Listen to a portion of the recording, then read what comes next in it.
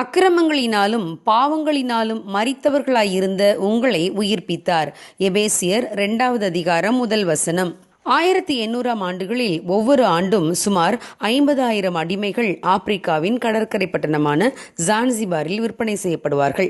அன்று அடிமைகள் சந்தை இருந்த இடத்தில் இன்று ஒரு தேவாலயம் இருக்கிறது. அடிமைகள் கம்பத்தில் கட்டி வைக்கப்பட்டு அடிக்கப்பட்ட இடத்தில் அந்த தேவாலயத்தின் பிரசங்க பீடம் இருக்கிறது. இப்படிப்பட்ட சபையை பார்க்கும்போதே உள்ளம் நெகிழ்ந்துவிடும்.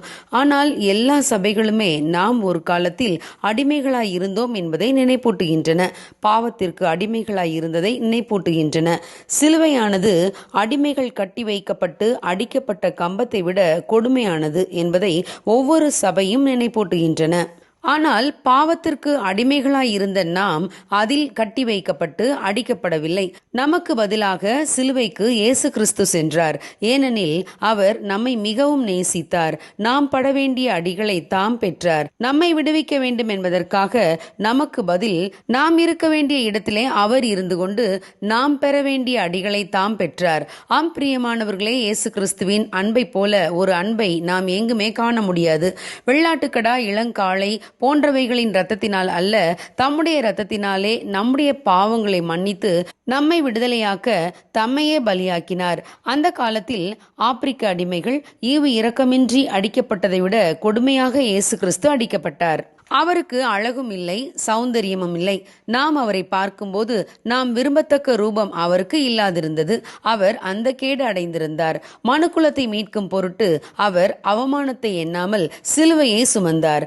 நல்லவனுக்காக ஒருவேளை ஒருவன் மரிக்க துணிவான். ஆனால் நாம் பாவிகளாய் இருக்கையில் இயேசு கிறிஸ்து நமக்காக மரித்ததினாலே தேவன் நம்மேல் வைத்த அன்பை விளங்க பண்ணினார் என்று வேதம் கூறுகிறது. மனிதர்களை விலைக்கு வாங்கி அடிமைகளாக வைத்து வேலை செய்வது இன்று தடை செய்யப்பட்டுள்ளது. ஆப்ரஹாம் லிங்கனின் காலத்தில் அடிமைகள் சுதந்திரமடைந்தனர். அடிமைகளாக வேலை செய்தவர்கள் விடுவிக்கப்பட்டு அவரவர் விரும்பும் இடத்தில் வாழவும் விரும்பும் இடத்திலே வேலை செய்யவும் அவர்களுக்கு சுதந்திரம் அளிக்கப்பட்டது. ஆனால் பாவத்திற்கு அடிமைகளாக இருப்பவர்களை விடுவிக்க எந்த அரசாங்கமும் சட்டம் இயற்ற முடியாது. பாவத்திற்கு அடிமைகளாக இருப்பவர்களை விடுவிக்க இயேசு கிறிஸ்துவால் மட்டுமே முடியும். ஆகவேதான் அவர் நமக்காக பாடுகளை ஏற்றுக்கொண்டு நமக்காக பலியானார். அவருடைய இரத்தத்தினால் நாம் சகல பாவ அடிமைத்தனங்களிலிருந்தும் விடுவிக்கப்படுகிறோம். ஆம், பாவத்திற்கு அடிமைகளாய் இருந்த நம்மை இயேசு கிறிஸ்து விடுவித்தார். நாம் இன்று விடுவிக்கப்பட்டவர்களாக வாழ்கிறோம். அந்த நன்றியோடு தேவ நாமம் மகிமைக்காக வாழுவோம். நம்மை விடுவித்த தேவனின் நாமத்தை உயர்த்துவோம். God bless you. Have a good day.